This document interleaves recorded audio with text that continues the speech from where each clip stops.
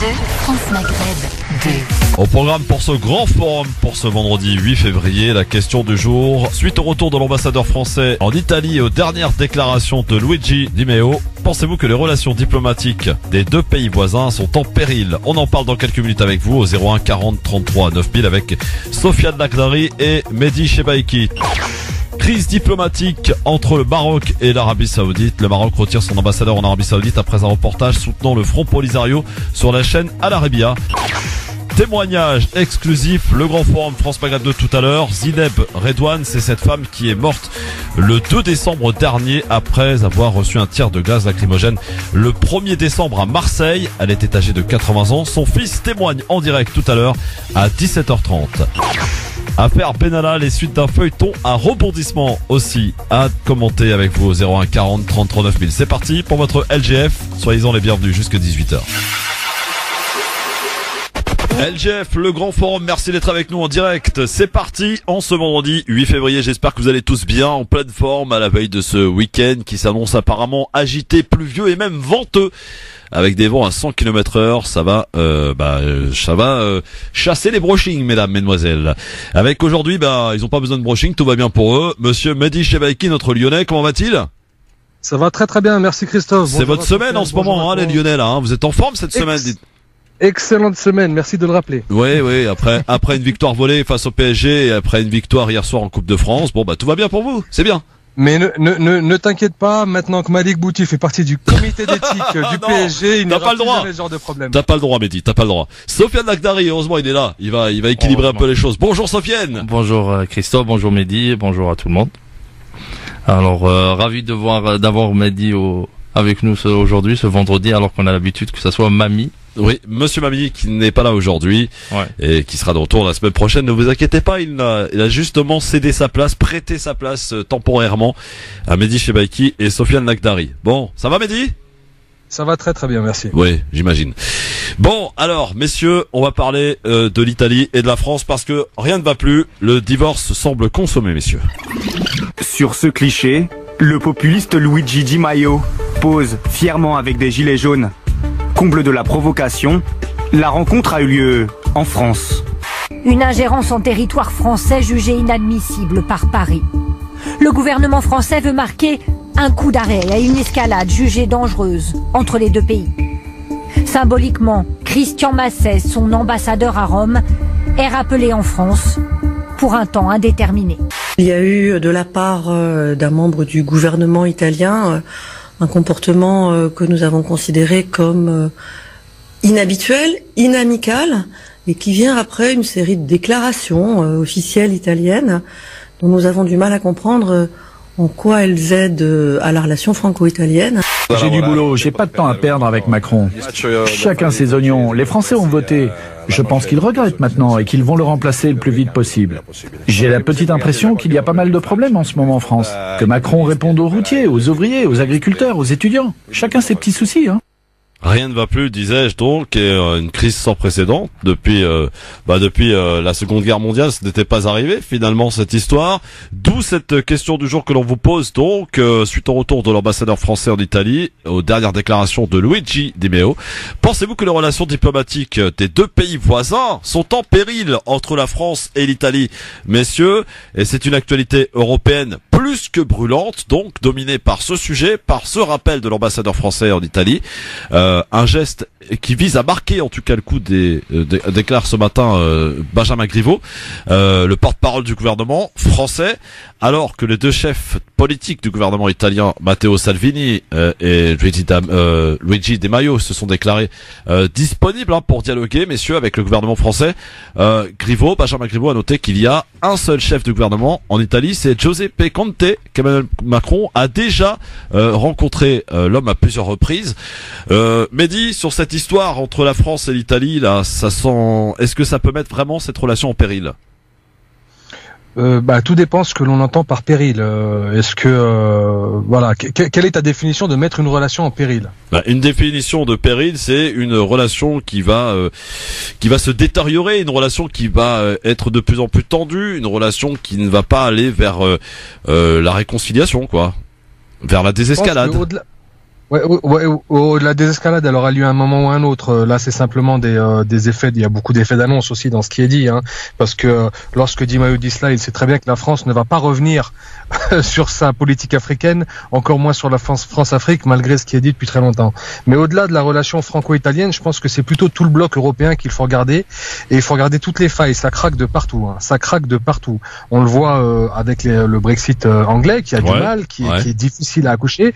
On le voit avec les relations franco-italiennes. On le voit les relations entre le bloc des Européens de l'Est qui tirent de plus en plus vers les États-Unis, vers le bloc israélien aussi, et les Européens de l'Ouest qui essaient de garder la mainmise sur une Union européenne, une Union économique européenne. Il y a des failles, des failles tectoniques, hein, qui craquent de partout, et ça ne laisse rien présager de bon pour l'avenir, à mon sens. Bon, alors Sofiane, est-ce que tu partages l'avis de Mehdi ou? Oui, tout à fait. Sur la question de l'Union européenne, on voit que ça craque de partout, mais sur la relation franco-italienne, on a bien vu depuis l'arrivée de Matteo Salvini et de Luigi Di Maio, c'est-à-dire les deux populistes. Si on compare avec la France, c'est comme si Marine Le Pen avec Jean-Luc Mélenchon gouvernaient ensemble. Et la France, depuis un bon bout de temps, M. Macron, il s'est attaqué aux populistes. Il a dit qu'il était aujourd'hui le leader face à ces populistes, c'est-à-dire il a opposé le progressisme représenté par Macron et le populisme de Matteo Salvini, de Viktor Orban de la Hongrie, du populisme qui est en Pologne et qui est en Autriche. Ouais. Et aujourd'hui, il les a comparés de lépreux. La lèpre qui est en train de s'étendre en Europe. Alors du coup, c'est tout à fait compréhensible de la part des Italiens de se défendre et de s'attaquer à leur manière. On a Luigi Di Maio qui a parlé de l'économie et du franc CFA qui est imprimé en France. C'est une vérité. Il a rien inventé. Matteo Salvini, et il faut savoir que depuis un bon bout de temps que c'est l'Italie qui s'occupe en grande partie dans un isolement total de l'affaire des migrants. Et depuis l'arrivée de Matteo Salvini, il a mis l'Union européenne devant ses responsabilités, et il pointe du doigt également sur l'intervention française en Libye en 2011 par Nicolas Sarkozy, qui est à l'origine de ce malheur qui s'est accentué depuis le départ de Muammar Kadhafi. Justement, est-ce que leurs relations en ce moment tendues peuvent aussi avoir des conséquences en Libye, par exemple? Moi, c'est mon avis, parce que aussi on suit l'actualité en Libye depuis l'intervention suite à la proposition des dirigeants arabes. Il faut pas l'oublier, avec le Qatar en premier lieu, à l'époque où ils ont appelé à une intervention de Nicolas Sarkozy et de l'Angleterre. Ils ont passé par l'ONU, ils ont voté une loi, une no-fly zone, mais qui a été dépassée par Nicolas Sarkozy à l'époque, et qui ont touché un pays qui est une ancienne colonie italienne, et qui avait d'excellentes relations à l'époque avec Silvio Berlusconi et Muammar Kadhafi. Et on a vu que depuis l'intervention française en Libye, il n'existe plus d'État. Et c'était un État qui était avec 400 milliards de fonds d'investissement qui étaient investis en Europe et qui avait une réserve de plus de 400 milliards. Et on a vu maintenant l'Italie qui est en grand conflit avec la France en Libye actuelle. La France soutient le général Haftar avec l'appui de l'Égypte, et on a de l'autre côté les Italiens qui essayent Haftar qui commence à prendre du poids quand même, hein. Depuis le premier jour, c'est un homme qui a déjà tenté de faire un coup d'État à Muammar Kadhafi à l'époque, avec l'aide de la CIA, qui a échoué et qui a émigré après par le Tchad aux États-Unis. Bref, il est de retour, et il est soutenu militairement et financièrement et médiatiquement par l'Égypte et par la France qui mise sur lui. Et t'as de l'autre côté les Italiens qui mettent des bâtons dans les roues pour éviter toute résolution à la française de ce conflit. Et malheureusement, aujourd'hui, on voit des propos échangés de part et d'autre. Et malheureusement, c'est les Libyens qui risquent de payer le prix par cette guerre interposée. Comme d'habitude, on va dire. 01 40 33 9000 pour nous donner votre avis. Mais quoi qu'il en soit, la France qui rappelle son ambassadeur à Rome, c'est une première, hein, je le disais tout à l'heure, depuis la fin de la Deuxième Guerre mondiale. Cette affaire fait les gros titres d'ailleurs dans la presse italienne aujourd'hui. Sachez les messieurs, à partir d'aujourd'hui, les Alpes sont plus hautes. Écrit notamment le quotidien La Repubblica.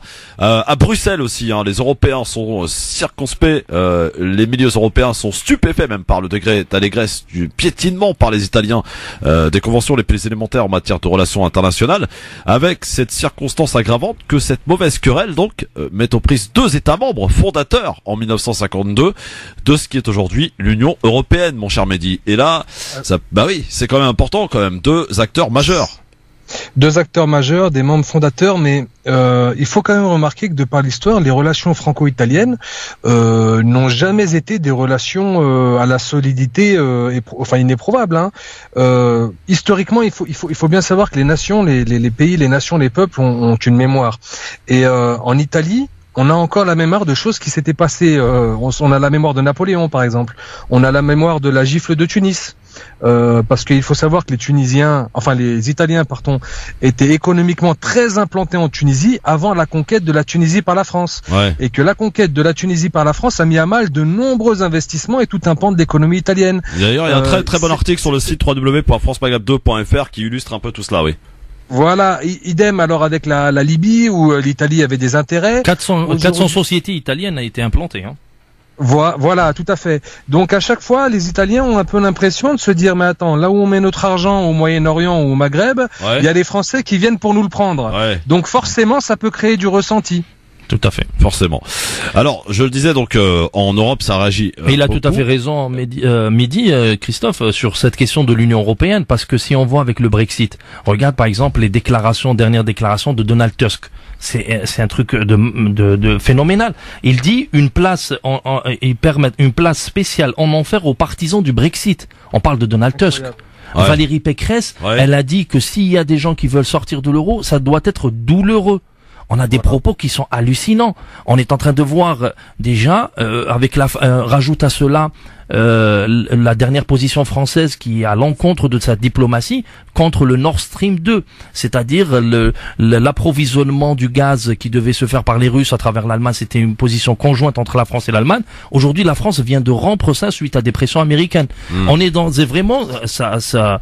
Idem avec le gazoduc entre l'Espagne et la France. Tout à fait. Oui. Alors, messieurs, aussi un projet a été arrêté, donc l'Europe craque de partout. Hein, craque de partout. Elle craque de partout, mais il y a quand même, j'allais dire, un prémisse à tout cela, c'est peut-être la crise migratoire, expliquée par Rome comme étant la conséquence d'une supposée politique post-coloniale de la part de la France en Afrique, qui avait déjà surpris d'ailleurs la venue non annoncée en France d'un vice-premier ministre italien, en l'occurrence Luigi Di Maio, pour encourager directement les gilets jaunes, hein, bien sûr, à s'affronter au gouvernement français, à provoquer la crudité, beaucoup ici en tout cas, croyant initialement à la désinformation par le passé, en tout cas du côté de Bruxelles, parfois arrivé que de sérieuses tensions surgissent entre pays membres de l'UE, notamment entre le Royaume-Uni et l'Espagne, sur le statut de Gibraltar à l'époque, ou encore entre l'Irlande et le Royaume-Uni, qui demandaient, le soutien collectif de l'UE lors de l'invasion argentine de l'archipel des Malouines, soutien que Dublin avait refusé d'ailleurs, mais un tel niveau de provocation n'a jamais encore été atteint,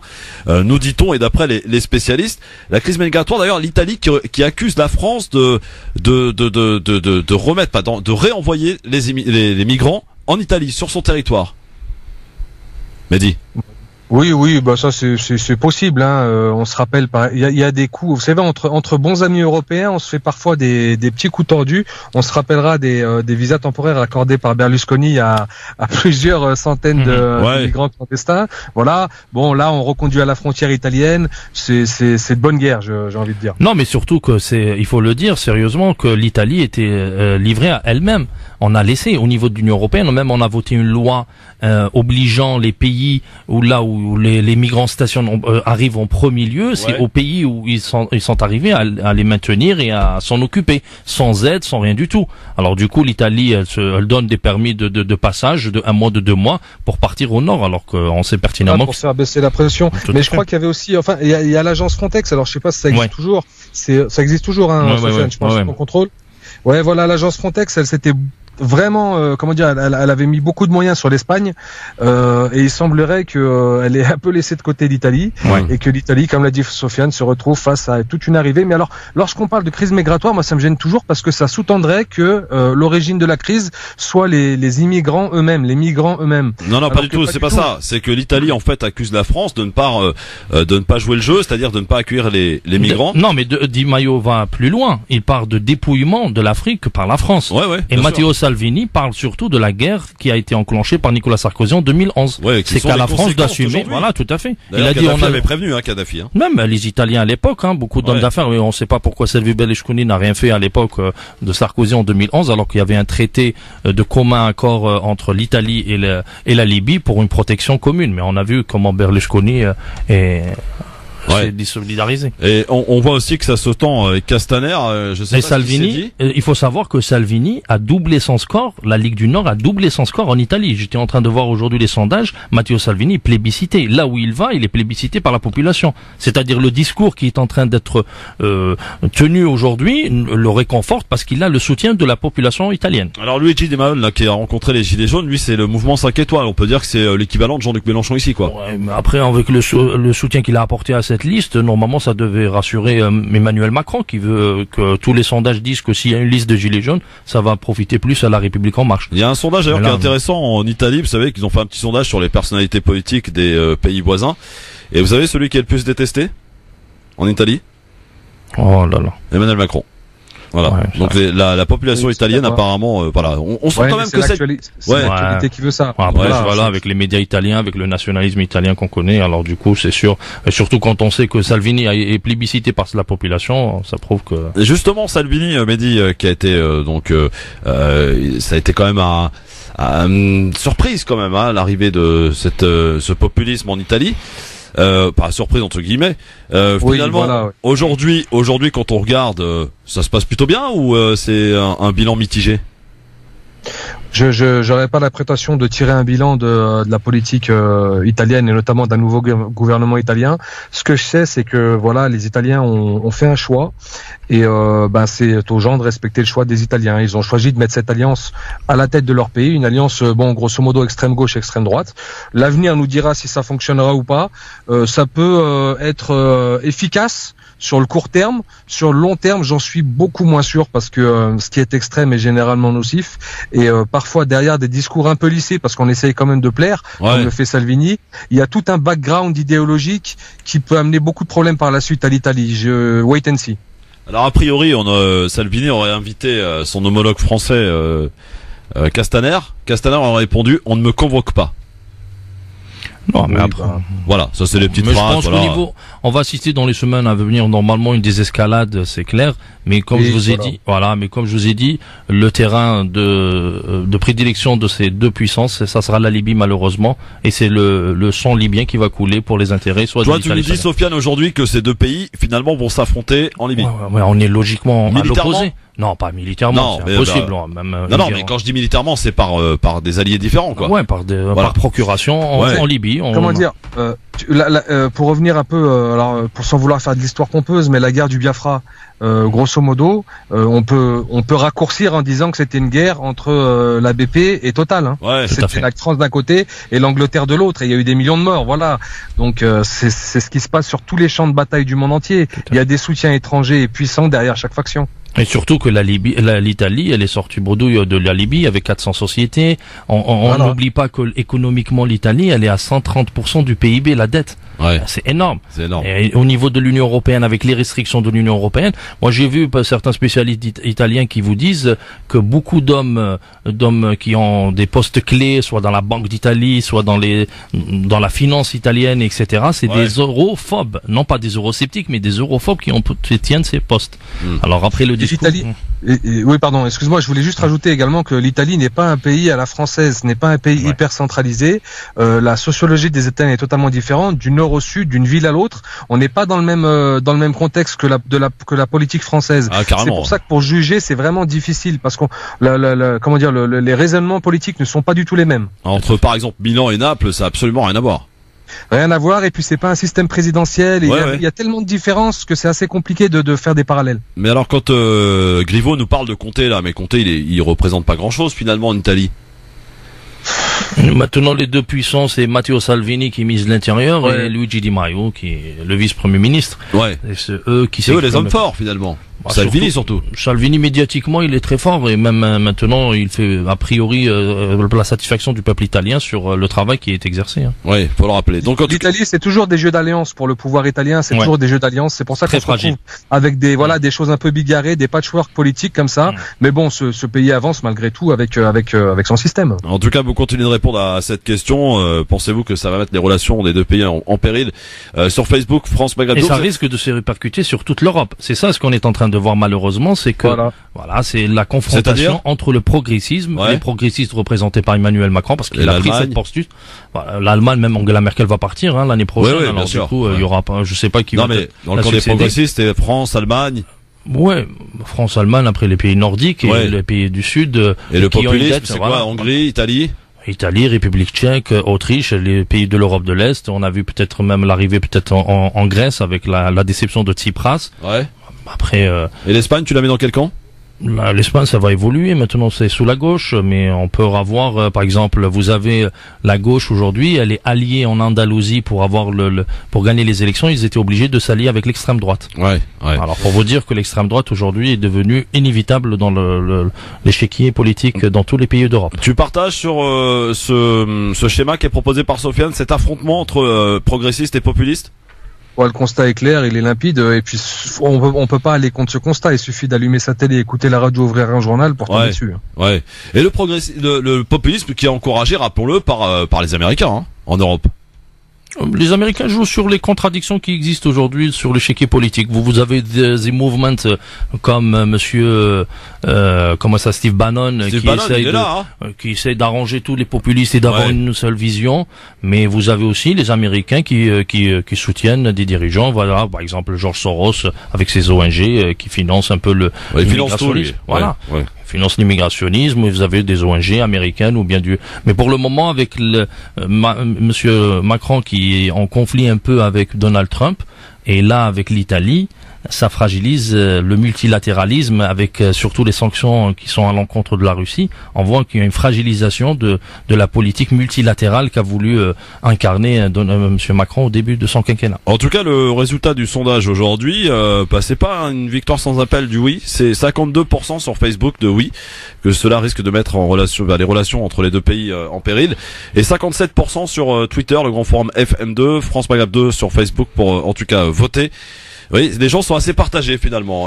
Beaucoup peut-être pensent que ça va vite se calmer et que ça peut avoir des conséquences, comme le disaient Sofiane et Mehdi, en Libye. Moi, à mon avis, au niveau politique, au niveau au niveau des déclarations, on va avoir une désescalade, mais sauf que le conflit se fera que c'est-à-dire depuis 2011, il y a un conflit en Libye, ça va s'accentuer. Il faut vérifier ce qui se passe en Libye.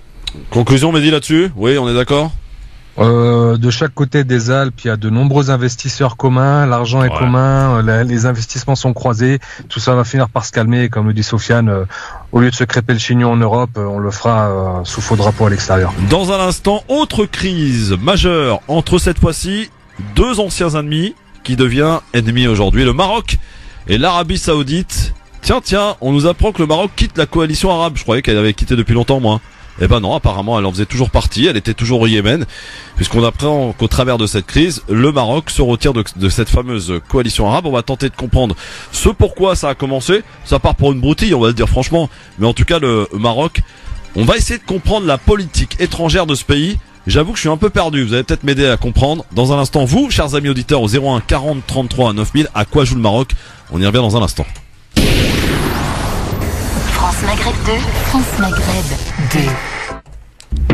LGF, le grand forum, merci d'être avec nous en direct avec Sofiane Lakhdari, Mehdi Chebaiki qui sont avec nous aujourd'hui en ce vendredi 8 février. Soyez les bienvenus avec cette question bien sûr que l'on vous pose aujourd'hui suite au retour de l'ambassadeur français en Italie, aux dernières déclarations de Luigi Di Maio. Pensez-vous que les relations diplomatiques des deux pays voisins sont en péril? Vous répondez sur Facebook France Maghreb 2, sur Twitter le grand forum FM2 bien sûr, et je vous rappelle que dans une petite demi-heure, témoignage exclusif sur France Maghreb 2 dans cette émission le grand forum, on accueillera Sami, c'est le fils de Zideb Redouane, cette femme de 80 ans qui est morte après a priori un tir de grenade lacrymo donc le 1er décembre dernier à Marseille. Elle est décédée le 2 décembre et Samy, son fils, demande justice bien sûr concernant sa mère qui est décédée le lendemain.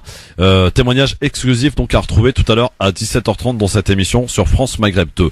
Nous parlions d'une crise diplomatique entre la France et l'Italie. On va parler d'une autre crise diplomatique cette fois-ci entre le Maroc et l'Arabie Saoudite. Le Maroc retire son ambassadeur en Arabie Saoudite après un reportage visiblement soutenant le Front Polisario sur la chaîne Al Arabiya. Sofiane, est-ce qu'on peut un peu dire ce qui se passe? Ça part, je le disais tout à l'heure, un peu c'est une broutille quoi. Oui, en vérité, la relation entre le Maroc et l'Arabie Saoudite s'est détériorée depuis le conflit entre l'Arabie Saoudite et le Qatar, c'est-à-dire en 2016.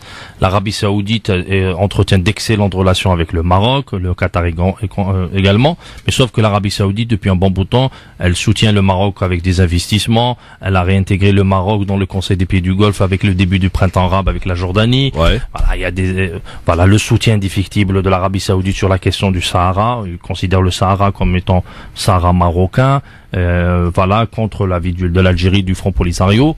Et aujourd'hui, depuis 2016, l'Arabie Saoudite a poussé le Maroc à choisir son camp, soit le Qatar, soit l'Arabie Saoudite. Chose qu'a évité le roi Mohamed VI, à juste titre, de prendre position sur cette question qui était vraiment une broutille au départ, mais on voit que c'est une guerre entre frères musulmans et wahhabisme.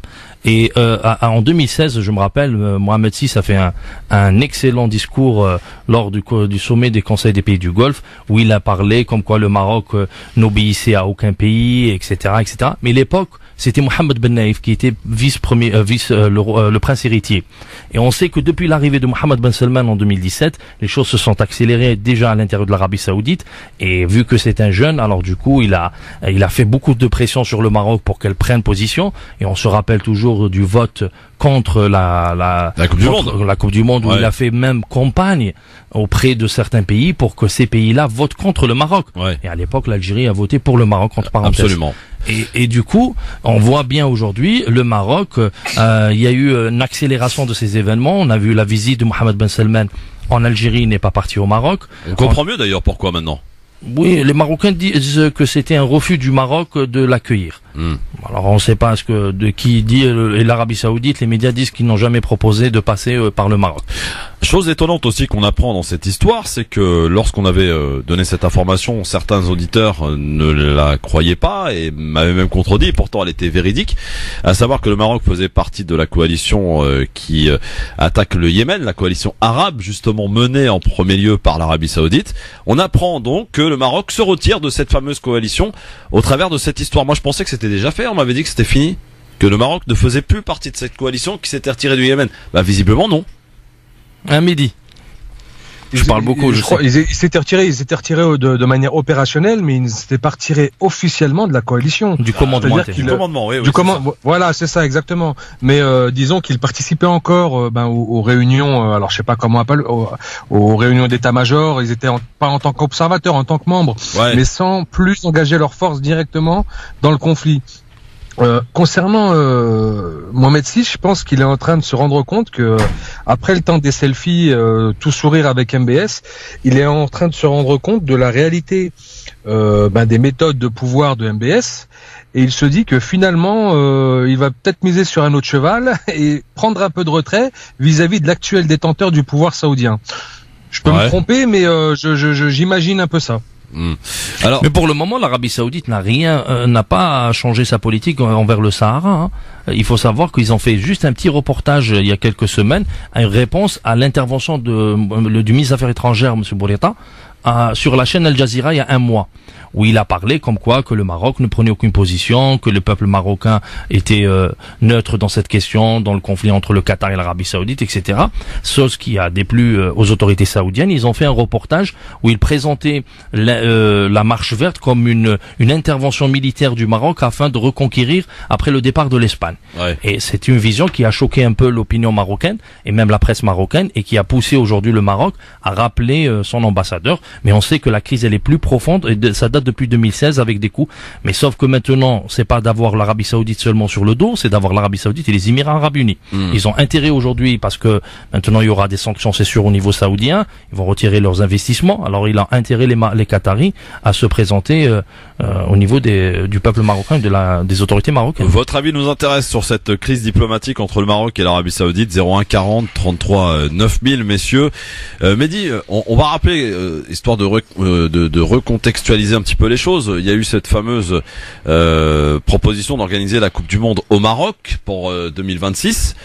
Et effectivement, on rappelle que le Maroc faisait partie de cette coalition donc arabe, et cette coalition arabe menée par l'Arabie Saoudite, eh bien, elle avait le choix entre voter pour le Maroc et les États-Unis. Et l'Arabie Saoudite ainsi que tous les pays du Golfe ont voté pour les États-Unis.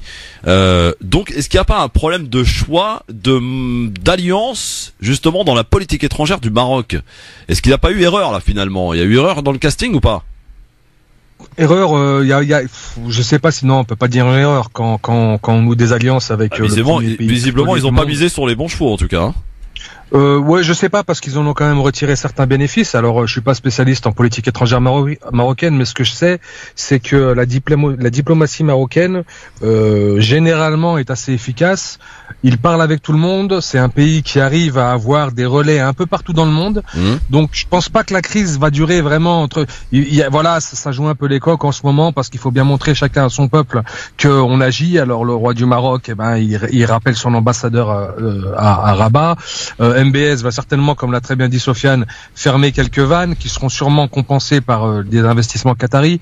Mais in fine, les choses reviendront, parce que malgré tout, il y a quand même un front des monarchies arabes qui existe, avec des intérêts communs, et ils finiront par se remettre à la table des négociations et discuteront tous ensemble. Mais est-ce que finalement, Sofiane, le Maroc n'a pas intérêt de jouer sur la carte continentale, c'est-à-dire sur la carte africaine? D'ailleurs, c'est ce qu'est en train de faire aussi le roi Mohamed VI, en multipliant les différentes partenariats avec des pays d'Afrique, d'Afrique subsaharienne. Oui, bah, peut-être, mais au niveau, il peut pas.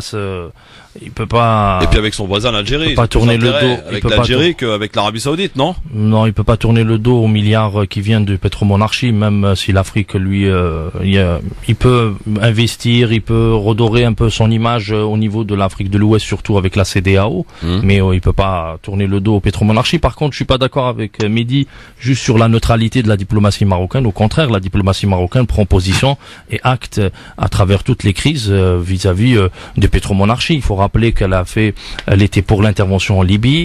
Le Maroc a intervenu au Yémen, alors que pas toutes les forces musulmanes ou arabes ont participé à cette coalition. Le Maroc s'est pas positionné. Le Maroc, lorsque l'Arabie Saoudite était en bisbise avec l'Iran, elle a retiré son ambassadeur, elle a coupé les liens.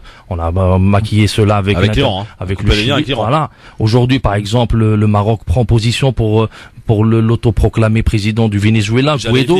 C'est étonnant, ça. Le Maroc. Oui, mais j'ai pas parlé de neutralité de la diplomatie marocaine, absolument pas. Le Maroc n'est pas neutre, il appartient à un camp clairement défini. Non, je disais que c'est un pays qui discute avec tout le monde. Ils ont des représentations partout, une représentativité diplomatique importante, et en termes diplomatiques, ils savent assez se retourner quand il le faut. Il y a une culture diplomatique marocaine qui existe, à la différence d'autres pays qui, hélas, payent parfois des erreurs diplomatiques. Le Maroc trouve généralement des solutions pour se remettre dans le jeu. C'est ce que je voulais entendre par là. Ouais, après, t'as vu. Mais là, sur la question du Sahara occidental, ça s'accélère. Il faut savoir qu'aujourd'hui, le secrétaire général, l'arrivée de John Bolton inquiète énormément au Maroc. Pourquoi John Bolton? John Bolton, c'était l'ancien de James Baker. James Baker, c'est lui qui a mis le référendum d'autodétermination au peuple sahraoui. Et là, John Bolton, il accélère un peu son agenda.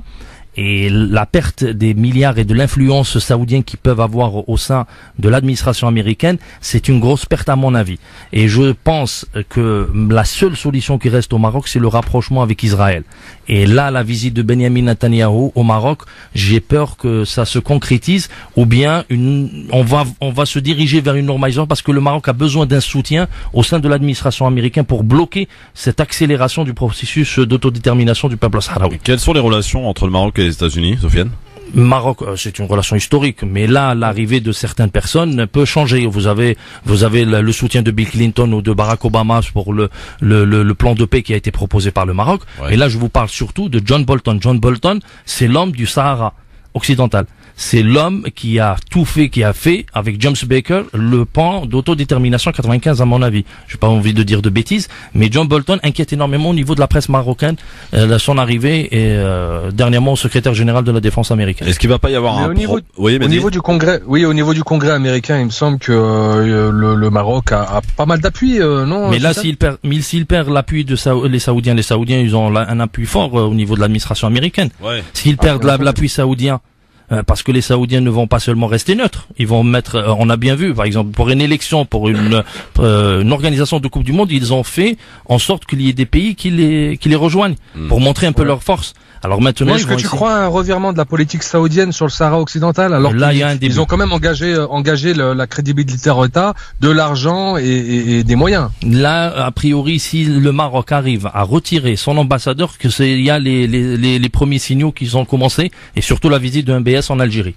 Ouais. Qui inquiète peut-être les autorités marocaines, et j'ai vu certaines déclarations qui vont dans ce sens. Est-ce qu'il y aura pas un problème, Mehdi, effectivement, si, comme le dit Sofiane, il y a un rapprochement entre le Maroc et Israël, d'ailleurs les relations n'ont jamais été très tendues, on va dire, entre les deux pays. Non, maintenant, sur ce que mise Benyamin Netanyahu, c'est l'officialisation. Voilà. C'est-à-dire, il est en train de dire, et il y a une campagne électorale qui bat son plein aujourd'hui. Il est même accrédité de 31% contre le général Gantz, qui est maintenant la société israélienne, entre parenthèses, elle est droitisée complètement. Hein. Ouais. C'est entre le Likoud et l'extrême droite et d'autres droites, centre droit à la limite Gantz. Ouais. Mais il y a plus de gauche en Israël aujourd'hui, malheureusement. C'est-à-dire les gens qui parlent de paix, etc. C'est fini, c'est la guerre. Et Benyamin Netanyahu, ce qu'il a comme carte entre ses mains, c'est la normalisation des pays. Il est en train d'accélérer cela. Il est parti au Sultanat d'Oman. Il a tout fait pour faire une visite aux Émirats ou en Arabie Saoudite. Ça, c'est un peu mal goupillé pour lui. Il a fait une visite dernièrement au Tchad. Oui, les médias, il y a le desk qui est un média marocain avec d'autres médias qui ont parlé de la fin mars, parce que les élections c'est en avril. Alors du coup, il va jouer sur cette carte. Ouais. Et malheureusement, ce que je crains, c'est qu'il y aura un début de normalisation des relations entre le Maroc, l'officialisation de cette relation. Mehdi, est-ce que j'imagine mal quand même que le peuple marocain avale ça quand même, accepte ça?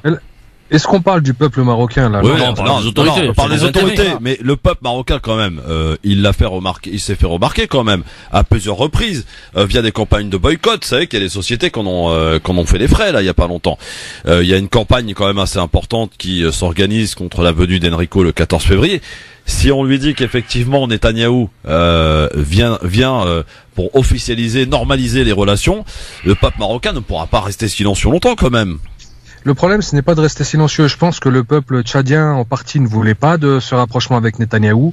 Le peuple omanais, ne voulait pas de ce rapprochement avec Netanyahou. On se rappelle aussi, à une certaine époque, en Tunisie, on avait parlé d'une visite de Sharon à Ben Ali. C'était sous l'époque Ben Ali. Il y avait eu des grosses pressions de la rue, justement. Il y avait eu des manifestations. Les Tunisiens n'avaient pas laissé faire. Je suis pas encore convaincu qu'il y aura réellement une officialisation médiatique de la chose. Oui, mais ça se fera en sous-marin, quoi. Ouais. Si tel était le cas, ce serait un très gros risque que prendrait le roi Mohamed VI avec sa population et avec nombre de ses partis, parce qu'il y a il y a la culture populaire politique marocaine qui est là. Il y a une monarchie, tout le monde respecte les règles. Voilà, il y a les partis qui font leur rôle à l'Assemblée et dans les ministères, et il y a un roi qui gère grosso modo beaucoup de choses, dont la politique étrangère. Mais là, il franchirait une ligne rouge qui le mettrait en péril. Alors, faudrait vraiment qu'il ait des garanties importantes sur le Sahara et sur son trône pour qu'il puisse s'aventurer là-dedans. Je suis encore relativement sceptique. Oui. Alors vous pouvez nous appeler bien sûr à vous amis marocains, mais pas seulement, au 01 40 33 9000 pour nous donner un petit peu votre vision des choses concernant cette politique étrangère des autorités marocaines que l'on évoque au travers de cette crise diplomatique ouverte à présent, on peut le dire, entre le Maroc et donc l'Arabie Saoudite.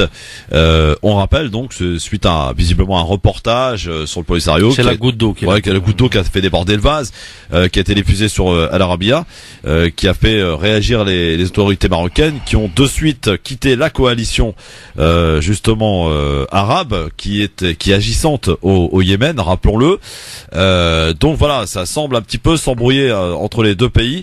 Est-ce que là on peut dire, comme la France et l'Italie, ça va aller vers la désescalade, ou il faut craindre peut-être que c'est un autre schéma, un autre processus qui s'enclenche là entre les deux pays? Tout dépend. Moi, je pense que l'Arabie Saoudite insistera à un alliement du Maroc sur ce conflit entre l'Arabie Saoudite et le Qatar. Tant que le Maroc joue de la neutralité, il subira des pressions de la part des Saoudiens et des Émiratis surtout aussi. Et les relations entre c'est une guerre de survie pour le trône saoudien pour eux. Maintenant, ils disent que si les frères musulmans, c'est soit les frères musulmans, c'est soit eux. C'est une question de vie ou de mort. Ouais. Alors pour eux, c'est impossible que Erdogan, il y a un conflit entre Erdogan, la Turquie, qui est le parrain en grande partie des frères musulmans, n'ayons pas honte de le dire, et aujourd'hui, et l'Arabie Saoudite. Il y a ce conflit entre le leadership dans le monde sunnite, entre la Turquie et l'Arabie Saoudite. L'Arabie Saoudite semble un peu être affaiblie ces derniers temps. Il faut rappeler qu'il y a 10 jours à peu près, le roi de Jordanie a fait une visite très importante en Turquie, où on parle de milliards d'investissements turcs en Jordanie. Ouais. Même la Jordanie commence à tourner le dos à l'Arabie Saoudite. Et des pressions à partir d'aujourd'hui, des nouvelles révélations sur l'affaire Khashoggi, le nouveau feuilleton. Oui, oui. Voilà, on va ressortir un peu certaines affaires pour faire pression sur l'Arabie Saoudite. L'Arabie Saoudite est très fragilisée par Mohammed Ben Salman. Sa survie dépendra de l'éjection de ce prince héritier, à savoir s'ils arrivent à récupérer ce qu'ils ont perdu pour le moment. Mais l'Arabie Saoudite est très affaiblie. Mehdi ? Et ajoutons à cela également le fait que, alors d'après ce qui peut se lire ici ou là, au niveau des frères musulmans et donc de leur bureau de l'ombre, comme on dit, de leur tête, il y aurait des rapprochements importants qui se feraient également avec l'Iran. Ils renoueraient, parce qu'il y avait déjà des liens anciens entre l'Iran et les frères musulmans, mais ils renoueraient de plus en plus vers cet axe ancien. Et puis du côté de l'Arabie Saoudite, on craindrait vraiment pour le coup un rapprochement Qatar, Turquie, Iran, qui pour le coup mettrait en grand danger le trône saoudien. Ça, c'est sûr et certain, par contre. Et déjà, les relations entre le Qatar et l'Iran sont excellentes, sur le plan économique. Ah bah oui, bien sûr. Heureusement, parce que c'était même la bouée de sauvetage. L'Iran, c'est aujourd'hui qu'il est la bouée de sauvetage du Qatar, clairement. Oui, tout à fait. Pour essayer de comprendre, en fait, il y a un axe, deux axes qui s'opposent, au Qatar, Turquie, Iran, et puis Arabie Saoudite et les autres, quoi. Si on peut résumer, synthétiser la chose de cette manière-là. Mais là, c'est un conflit simplement. C'est un conflit intra-sunnite en général. L'Iran joue sur ces deux factions en vérité. Aujourd'hui, il est bien avec les Émirats. Il faut savoir qu'à travers les Émirats, énormément d'Iraniens sont installés, énormément d'argent traverse à travers détournement des sanctions américaines à travers les Émirats, et en même temps, elle joue avec le Qatar sur c'est de bonne guerre, comme on peut dire. Mais c'est surtout entre la Turquie et les Émirats et l'Arabie Saoudite qu'il y a ce conflit. Et malheureusement, voilà, il y a le Maroc, la Jordanie, il y a d'autres pays qui doivent choisir leur camp. Et pourquoi, d'après vous, le Maroc ne préfère pas, quand on parle ici, on en parle souvent, et de manière un peu utopique d'ailleurs, de ce fameux grand Maghreb uni, vous le croyez possible, vous, un jour, ce fameux grand Maghreb uni? On sait d'ailleurs qu'il y a une ligne ferroviaire qui va traverser les trois pays, là, c'est en train de se faire, c'est un projet qui date depuis très longtemps, mais ça va se réaliser. Pourquoi tu rigoles, Mehdi? Tu peux répéter cette information, s'il te plaît? Une ligne ferroviaire. Déjà, la ligne existe, il faut le savoir. La ligne existe depuis longtemps.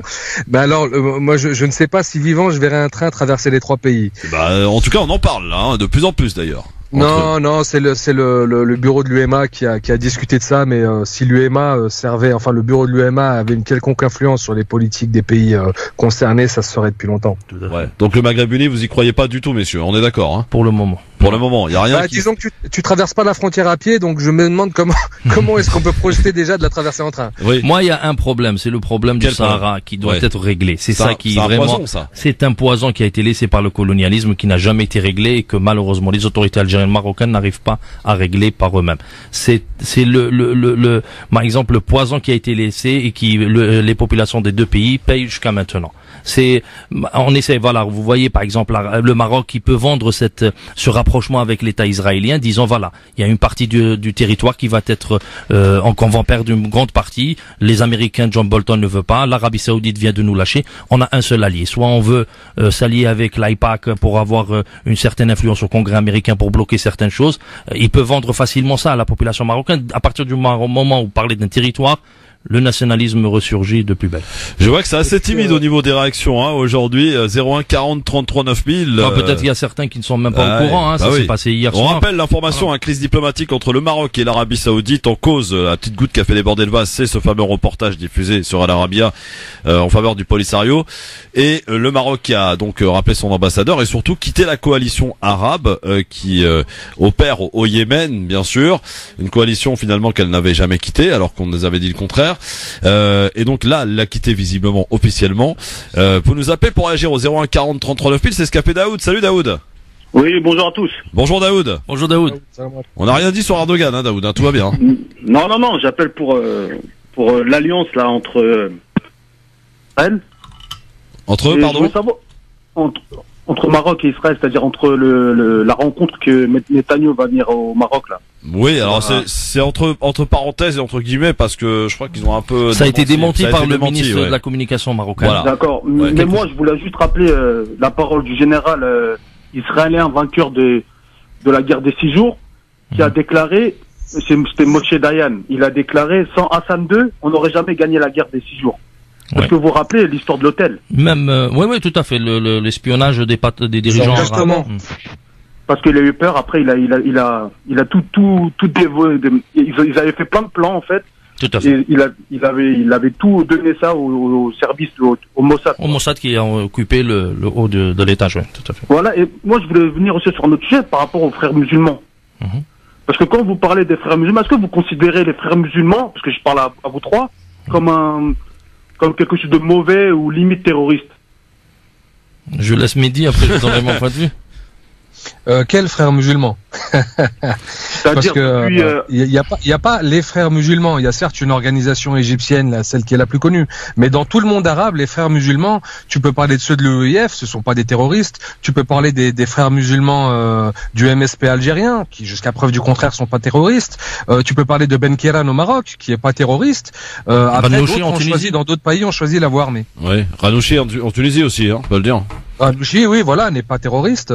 Parce que des fois, quand j'entends ça à la radio ou même à la télé, on a l'impression que c'est quelque chose de mauvais. C'est-à-dire c'est un islam politique mauvais. Parce que quand on parle de l'Iran, je comprends que ça soit mauvais parce que je comprends que ça soit mauvais parce que quand on voit dans le Parlement iranien, il n'y a pas une minorité sunnite à l'Assemblée nationale. Daoud, je t'avais contredit sur ça et on revient sur ça.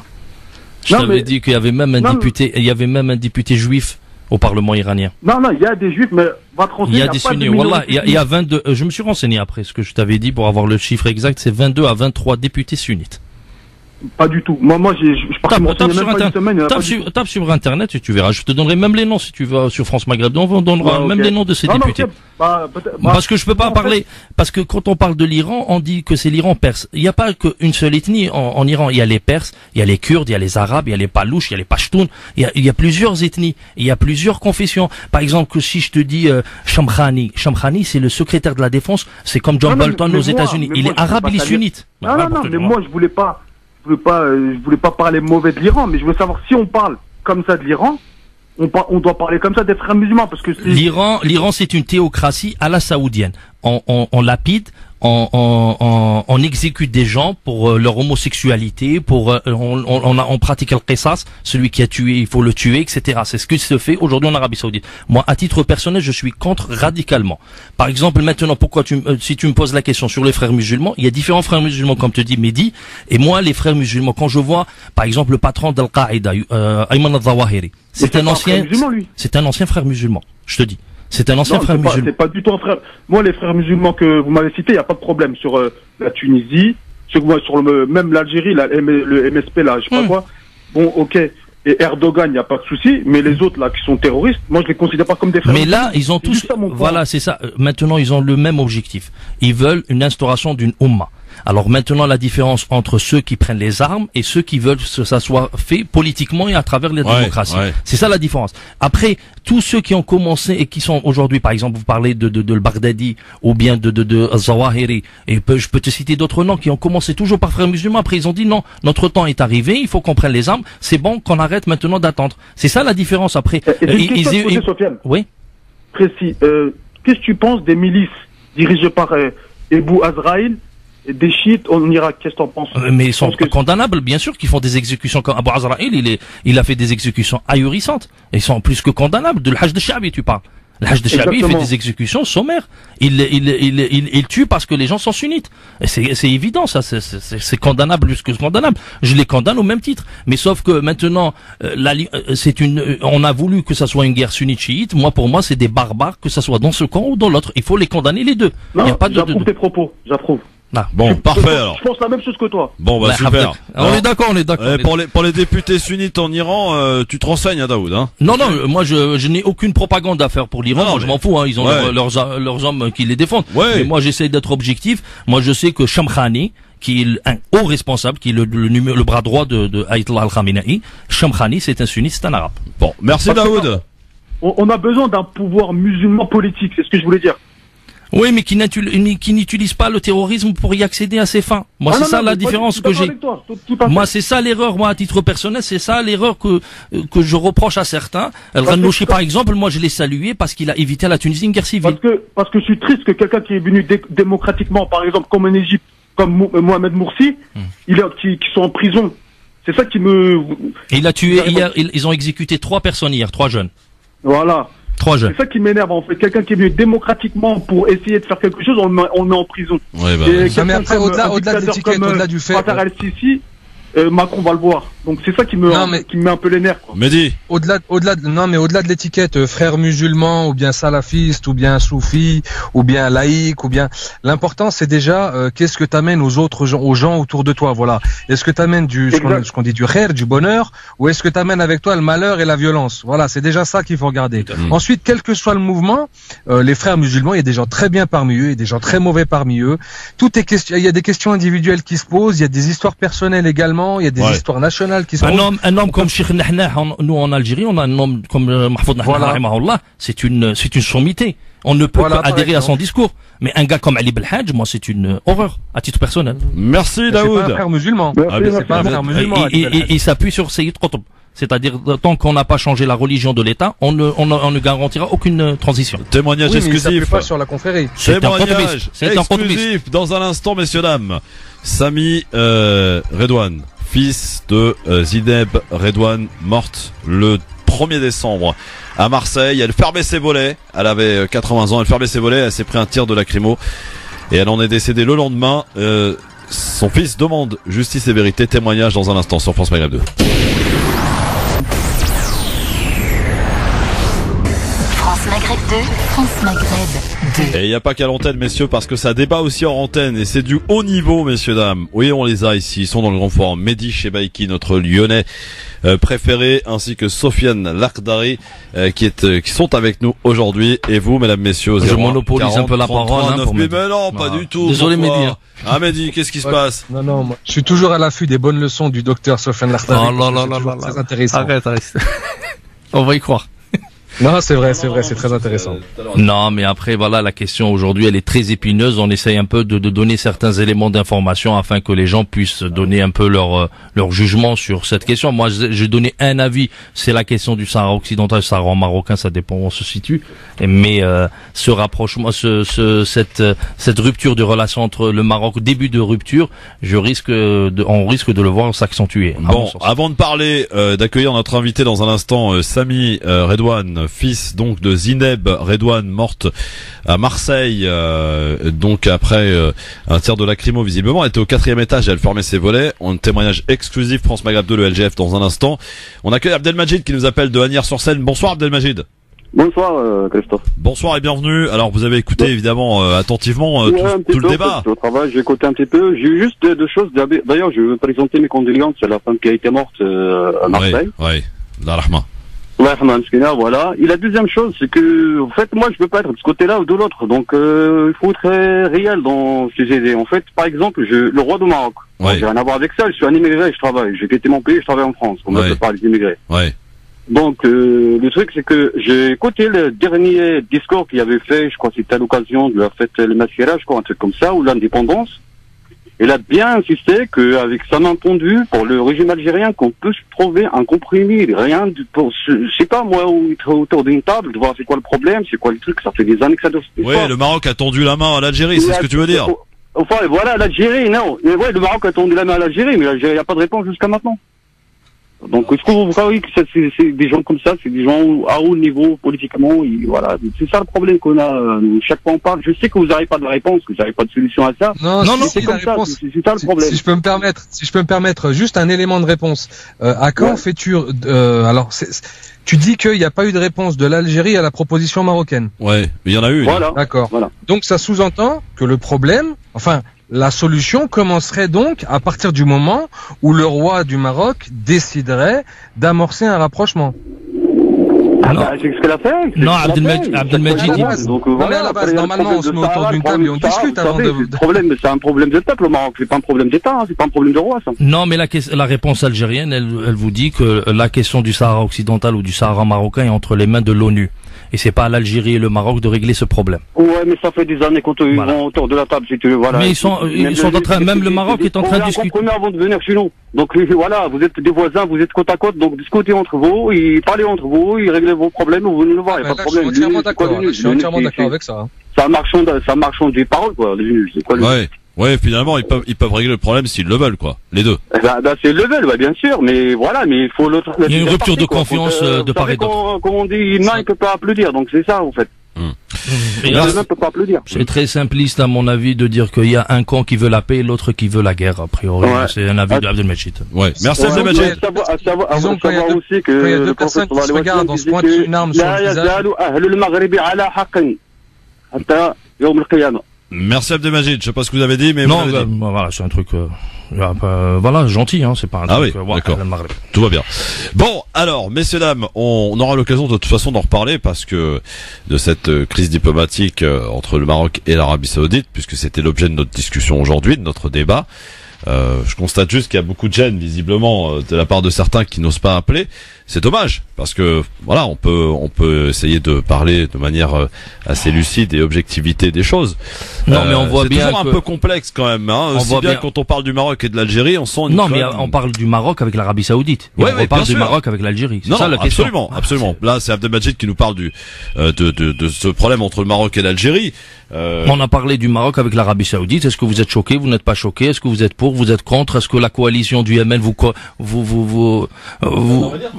ouais. Ah, Mehdi. Écoute, le problème c'est que ça va avoir des répercussions sur la politique maghrébine.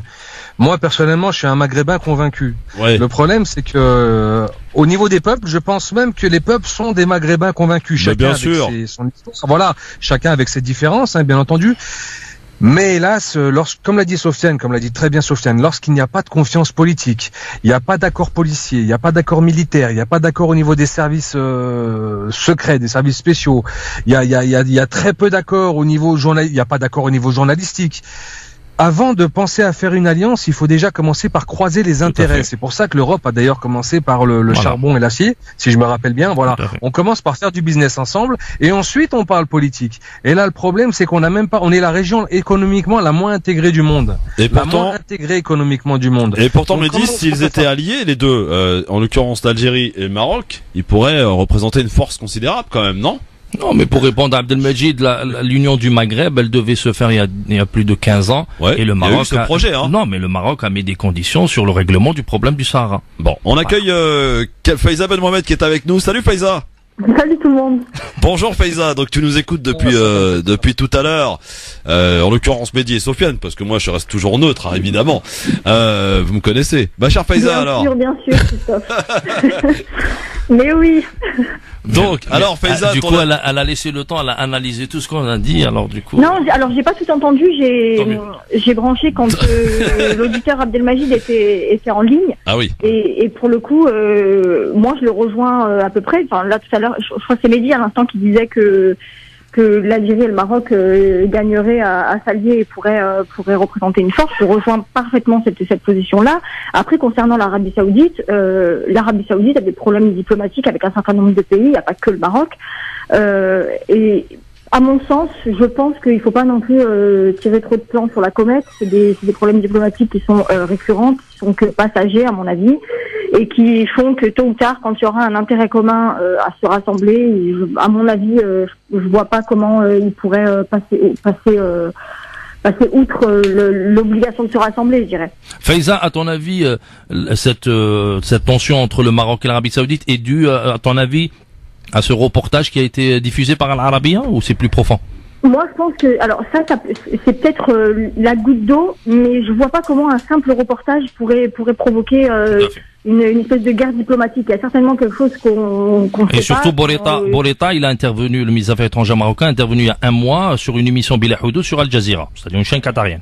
C'est ça. Et l'année dernière, il faut pas oublier que quand le Premier ministre libanais a été reçu à Paris par Macron, il y avait des selfies qui ont circulé avec le roi du Maroc, Mohamed Ben Salman, et Saad Hariri. Donc il faut pas non plus tirer de plan sur la comète. À mon avis, s'il y a quelque chose qui va pas, c'est bien plus profond qu'un simple reportage, parce que des reportages, il y en a sur toutes les chaînes de télévision, y compris on va prendre par exemple l'exemple de Bernard de la Villardière la semaine dernière, qui fait un reportage écœurant sur le Maroc et la Tunisie, avec tous les clichés possibles sur la sexualité des Maghrébins, tout ça. Le Maroc n'a pas rappelé son ambassadeur en France. Oui, c'est vrai. Par contre, chose étonnante, Faiza. Oui, Mehdi, pardon, juste, avant qu'on accueille notre invité, juste une petite réflexion que je me fais là, parce que je me souviens avoir donné cette info à l'antenne en disant que le Maroc faisait partie de la coalition arabe au Yémen. Beaucoup d'auditeurs avaient été offusqués par cette nouvelle et on m'avait dit oui, ça y est, apparemment ils se sont retirés. Et là, on apprend visiblement que le Maroc se retire officiellement de cette fameuse coalition. Donc, elle y était toujours, apparemment. C'est ce que j'ai appris moi aussi ce matin par voie de presse. En fait, j'étais pas sûr qu'il y était. C'était très confus, de la rumeur en réalité. Ouais. C'était fait sans être jamais confirmé. Après, vu que hier soir ils ont confirmé le retrait des troupes marocaines, ça confirme bien que le Maroc était engagé au Yémen. Voilà. Mehdi, un dernier petit mot sur ça, en tout cas. Je voulais juste revenir sur ce que disait Faiza. Lorsque tu disais, Faiza, que il y a eu un reportage de Monsieur de la Villardière, le sinistre de la Villardière, sur le Maroc et la Tunisie, et le Maroc ou la Tunisie n'ont pas appelé la France. Non, parce que ça se fait pas vis-à-vis des pays occidentaux. Par contre, le faire vis-à-vis de pays orientaux dont on sait très bien qu'ils vont faire pression sur leurs journalistes, ça c'est tout à fait possible. Par ailleurs, je voudrais donner un petit exemple qui s'était passé en Algérie. Il y avait des supporters de foot qui avaient mis, alors si je me rappelle bien, c'était un genre de tifo, une banderole qui était un peu insultante ou désobligeante vis-à-vis de la MBS. Pour l'Irak. Oui, voilà, exactement. C'était Trump avec. Voilà, exactement. Il y avait eu une réaction de l'ambassadeur saoudien quand même. Voilà, donc entre Arabes, les rapports ne sont pas du tout les mêmes que vis-à-vis des Occidentaux que l'on n'ose jamais froisser. Faiza ? Oui, donc on est d'accord ou pas avec Mehdi là pour le coup? Non, oui, là pour le coup, je suis carrément d'accord avec lui. C'est que je crois que malheureusement, on se permet beaucoup plus de choses entre pays arabes que quand on a en face de soi des pays occidentaux qui font parfois même la même chose, voire pire. Très bien. Merci Faiza en tout cas, et tu reviens la semaine prochaine, j'espère. Mercredi, ouais. Ouais, yes. Merci Faiza en tout cas. Ciao tout le monde. Ciao Faiza, bonne soirée. Merci de rester avec nous. Dans un instant, on va parler d'un feuilleton, un rebondissement. Oui, ça peut être si un scénariste hollywoodien avait fait cette série sur Netflix, je pense que on n'aurait pas cru nos yeux. Et pourtant, ça se passe ici en France. On est au bord, on frôle la crise d'État, en tout cas dans cette affaire Benalla. Chaque jour, ces révélations, mais pour l'heure et à présent, messieurs, dames, témoignage exclusif dans le LGF.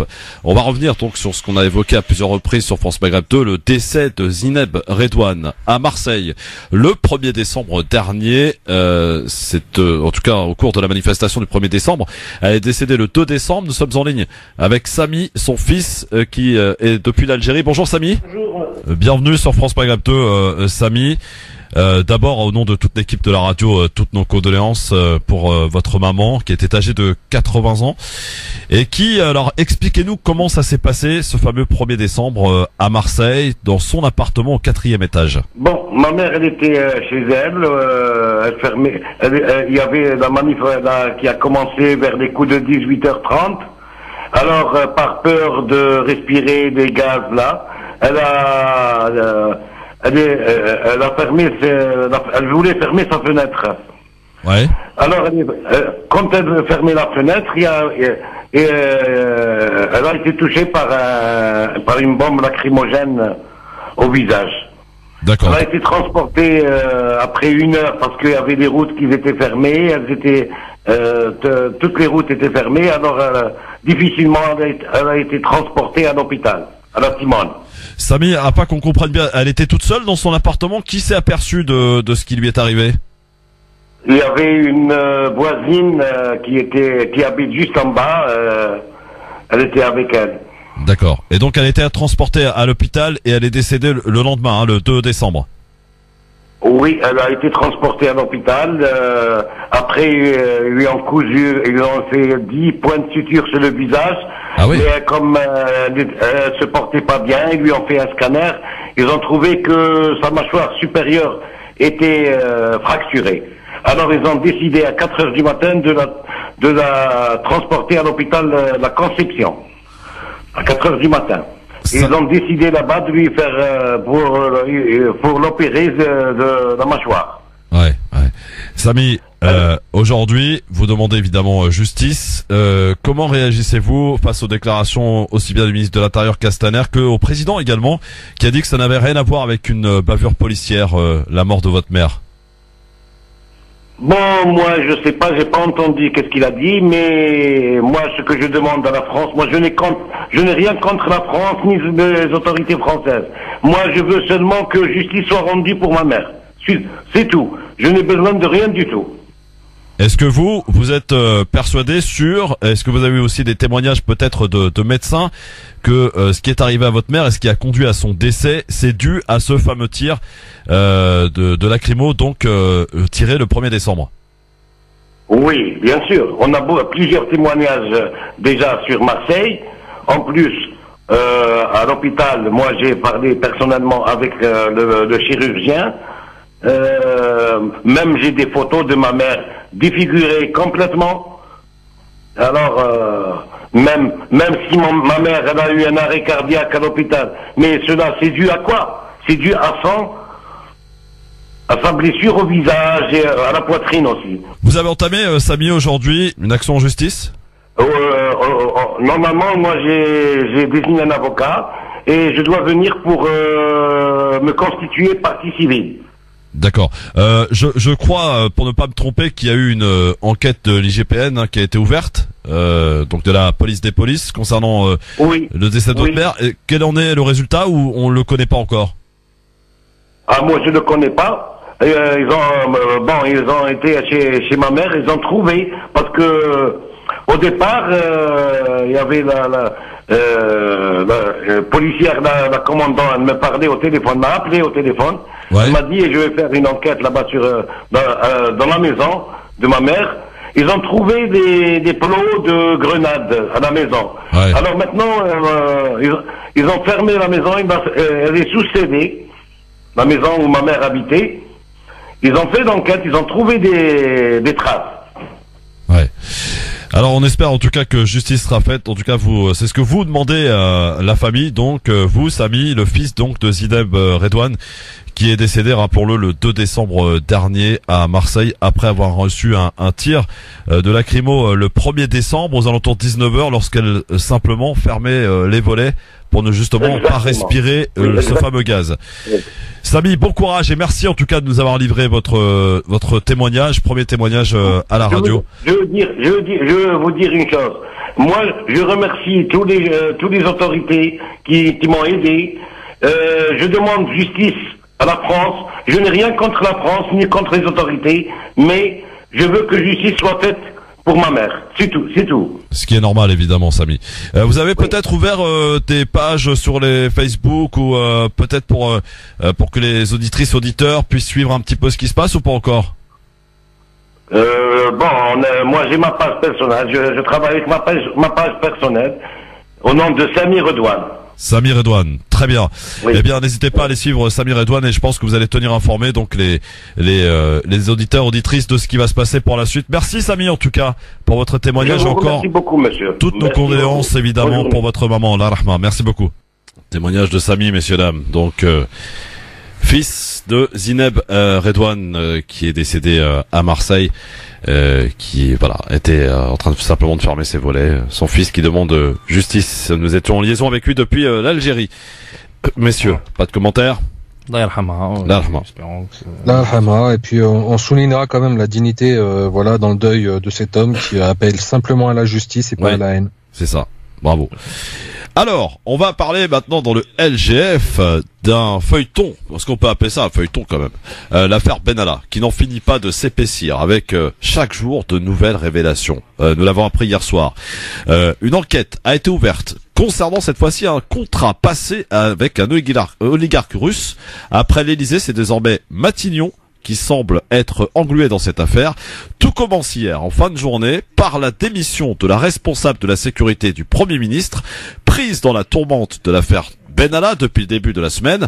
Hier soir, toujours, le journal Libération croit savoir que le compagnon de cette femme, un militaire de 34 ans, désormais suspendu et très proche d'Alexandre Benalla, serait impliqué lui aussi dans un contrat passé avec un oligarque russe en lien avec la mafia.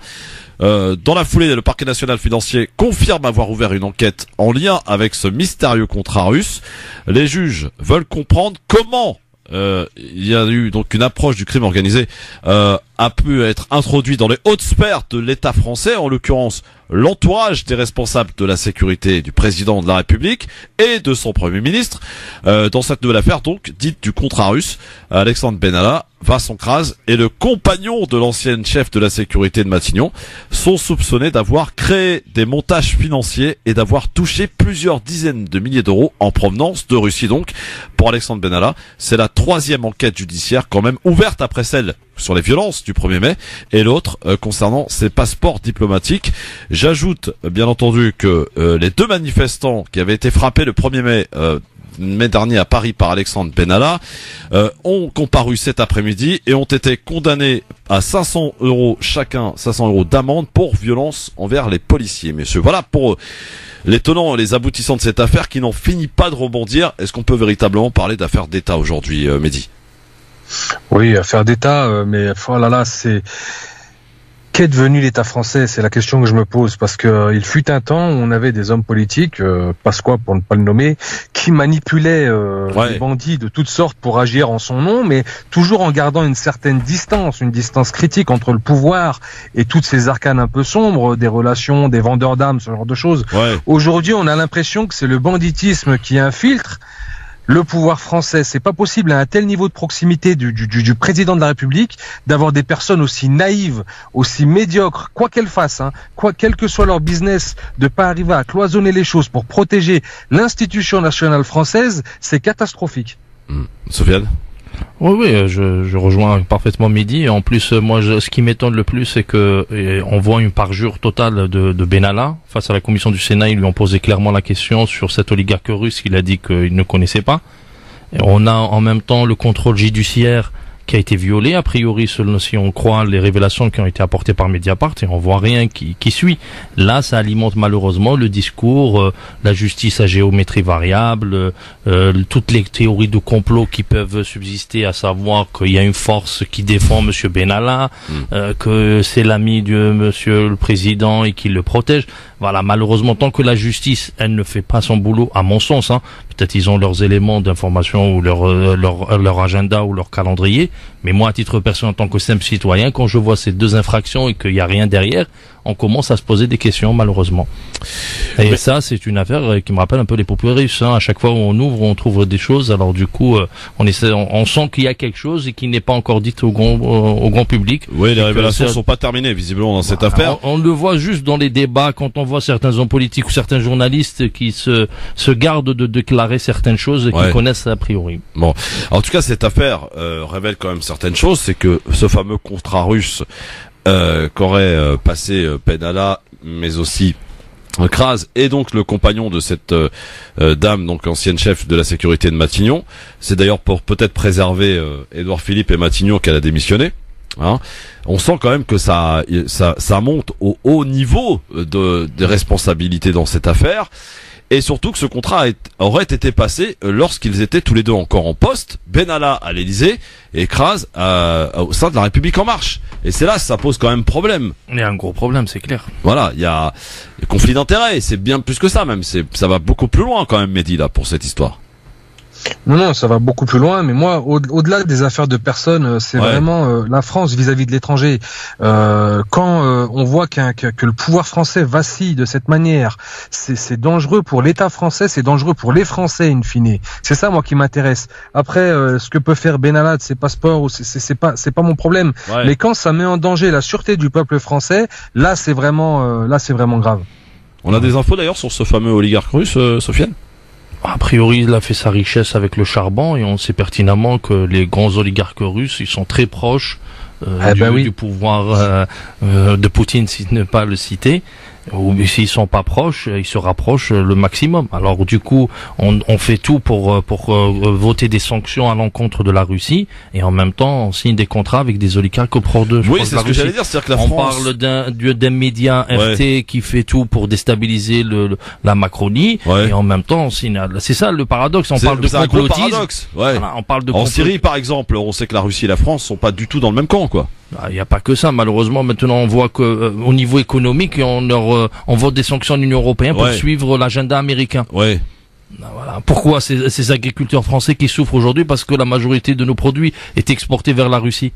Ça fait le bonheur des pays du Maghreb. On voit que la Russie maintenant se tourne un peu au niveau du Maghreb avec certains fruits et légumes, etc. Ouais. Elle se tourne vers le Maghreb, et tant mieux.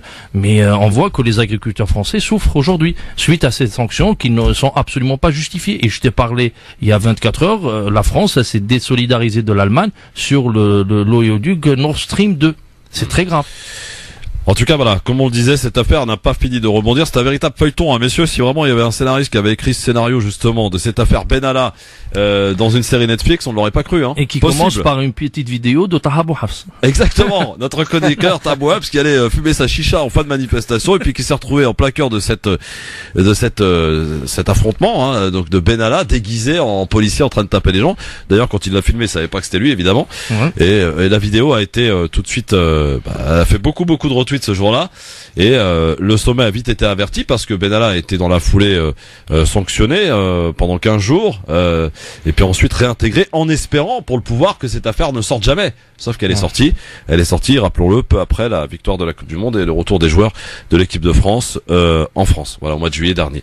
Et depuis, ça n'arrête pas les rebondissements. Mais si Mediapart, qui adore les feuilletons, prend en charge cette affaire, alors je vous dis qu'il y a des choses qui vont sortir. Il y a des choses. Bon, ça dépend de où on se situe. Ouais. Mais moi, je préférais que la justice prenne à bras le corps cette affaire et qu'elle résout ce problème et qu'on arrête avec cette affaire qui malheureusement nous évite de parler de pas mal de choses et surtout du quotidien des Français. Benalla en garde. Moi, j'aimerais une dernière chose, c'est que notre cher président Macron, qui parle pendant de longues heures, qui arrive à tenir le micro 6 heures, il fait campagne pour parler du prix de la tomate, pour parler du calibre du fromage et de la route nationale 73 dans le Périgord.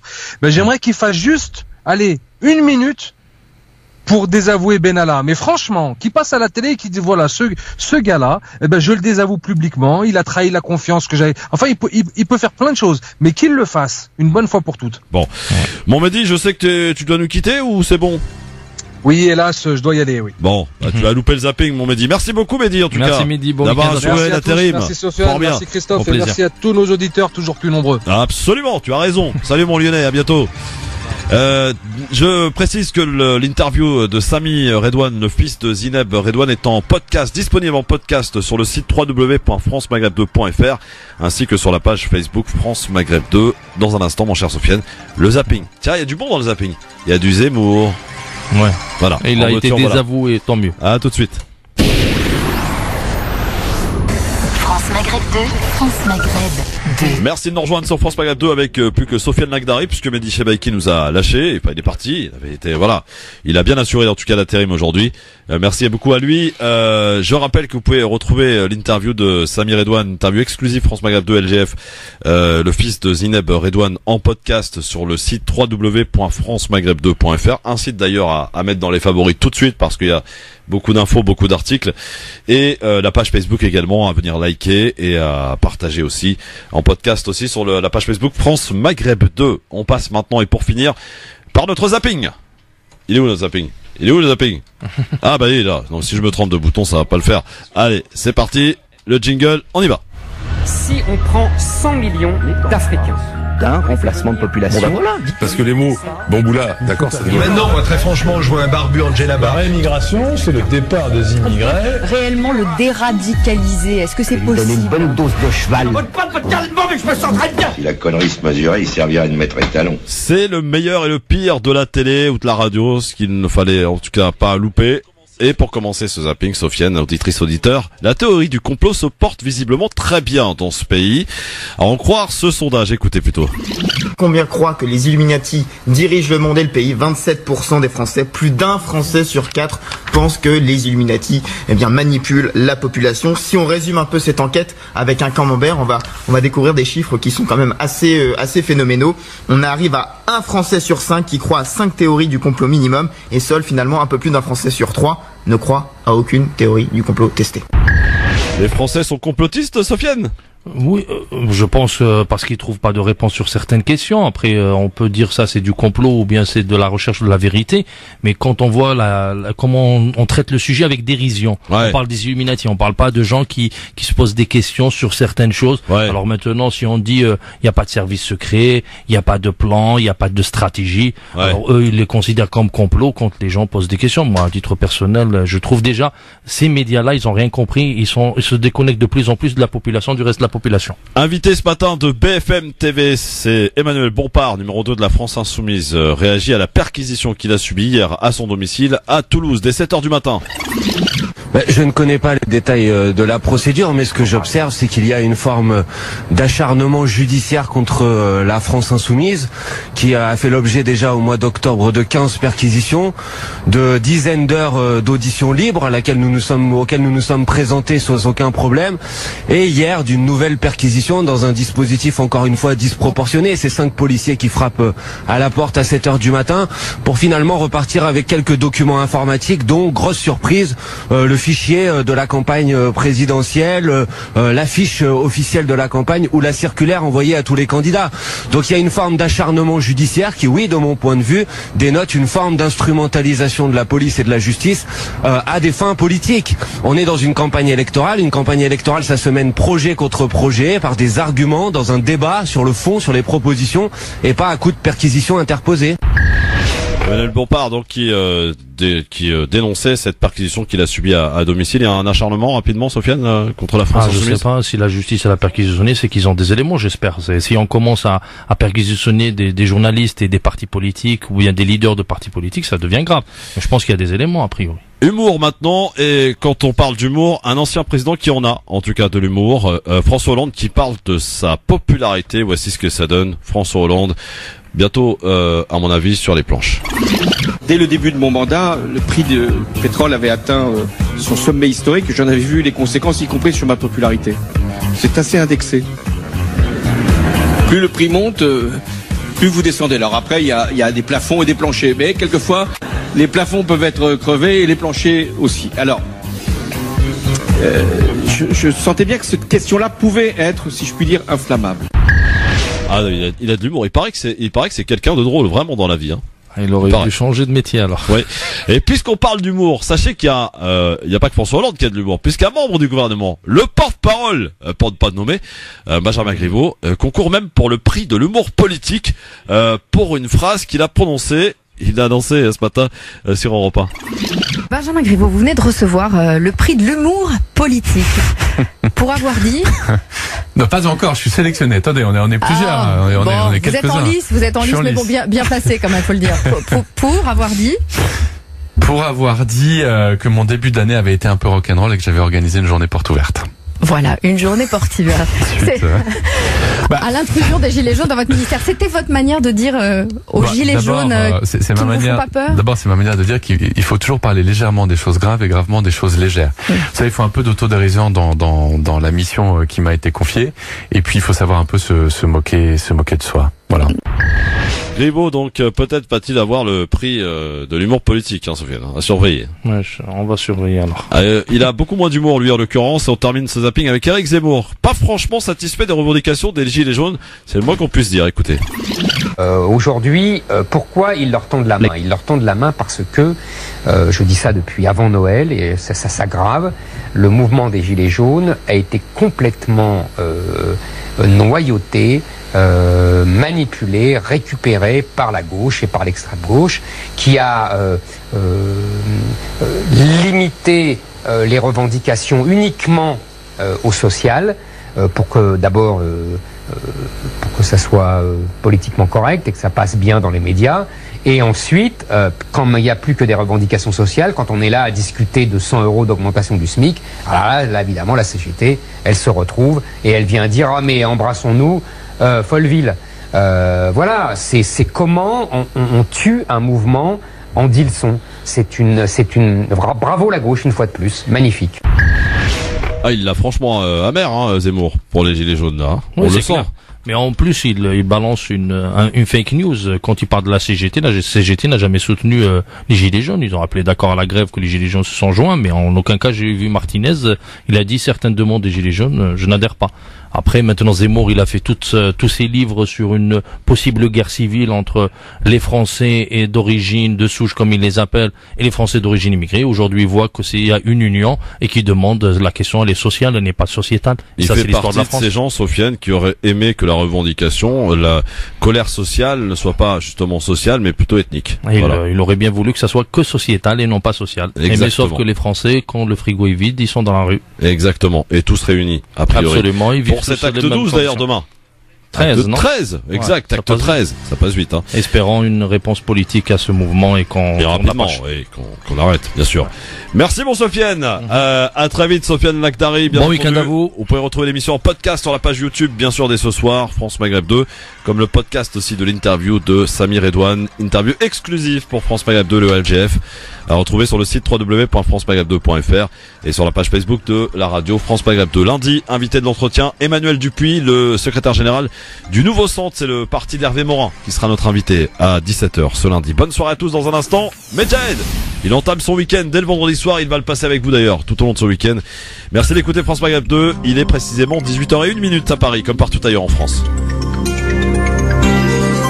L'actualité de Flash, Marc Salbert. Bonsoir Marc. Bonsoir. Le gouvernement italien multiplie aujourd'hui les déclarations apaisantes après le rappel hier de l'ambassadeur de France en Italie. La France est une référence en matière de droits sociaux, estime Luigi Di Maio.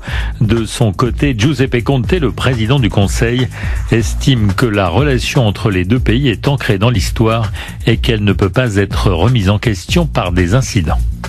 Des appels à manifester demain pour l'acte 13 des Gilets jaunes. C'est le cas notamment à Bordeaux, à Paris ou à Marseille. Marseille, d'où s'élancera le 16 février prochain une marche de Gilets jaunes en direction de Paris, avec comme mot d'ordre le référendum d'initiative citoyenne sans restriction. L'affaire Fillon, l'ancien Premier ministre a demandé de nouvelles investigations à l'Assemblée et notamment la liste des rémunérations perçues par les conjoints ou membres de la famille des députés. Une demande rejetée par les juges qui la qualifient de manœuvre dilatoire. Les avocats de François Fillon ont fait appel de ce refus, ce qui risque de retarder le procès. Une peine symbolique pour le couple de la Contrescarpe à l'origine de l'affaire Benalla. Ils ont été condamnés aujourd'hui à 500 € d'amende chacun pour avoir jeté des projectiles en direction des forces de l'ordre. C'est la diffusion de la vidéo de leur interpellation qui avait déclenché l'affaire. Le film de François Ozon sur la pédophilie dans l'église, présenté cet après-midi à Berlin. Grâce à Dieu est inspiré de l'histoire de la création de l'association de victimes La Parole Libérée, fondée à Lyon en 2015 par d'anciens scouts abusés par un prêtre pédophile. L'un des avocats du prêtre a assigné la production pour obtenir un report de la sortie du film qui est prévu le 20 février. Enfin, la Coupe du Monde féminine de football qui aura lieu en France du 7 juin au 7 juillet. Les billets seront mis en vente à partir du 7 mars à 15h. C'est l'équipe de France qui ouvrira la compétition face à la Corée du Sud au Parc des Princes. Bonne fin de journée à tous. France Maghreb 2, service, info, musique, divertissement. France Maghreb 2. France Maghreb 2.